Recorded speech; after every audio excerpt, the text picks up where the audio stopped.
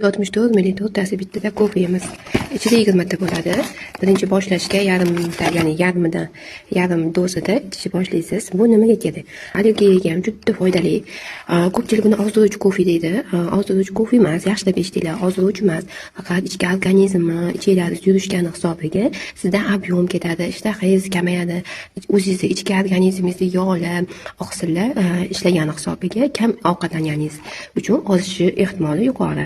Men asosan farzandim chaqalog'im 8 oylik, ham sutingizni ko'paytiradi, ham gemoglobiningizni oshiradi, qoningizni suyultiradi, ko'z zeyningizni yaxshilaydi, chunki bunda moringasi bor va bunda grepsiya bor, qo'ziqorin.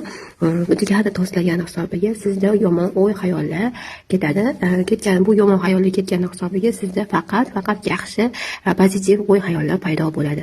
Bu kofe ichganingizdan keyin o'zingizda yengillik his qilasiz, yaxshi tomonga o'ylaysiz, ko'p ajizaklar bo'lmaysiz. Ayniqsa bu kofeni ko'p bolali farzandi bor onalarga tavsiya qilaman. Ham o'zingiz salomatligingiz, ham asablaringizni tinchlantirasiz. Tем более hozirgi mavsumda allergiya paytida bu kofeni ichsanglar allergiyaga qarshi turishga yordam beradi. Bilamiz, allergiyani uspokояющий dorilar bilan tuzatib bo'lmaydi. Allergiya faqat toza havo va dieta, ya'ni ximikatsiz toza mahsulotlar iste'moldan keyin tuzalishingiz mumkin.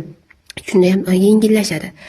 Bu bo'lsa sizga yordam beradi, sizni bemalol kuni bo'yi kuchga to'ldiradi. Sizdan kofe emas, dieta qilayotganda ozgina sizni tetiklik qilib berish uchun yordam beradi xolos. 100% yordam beradi.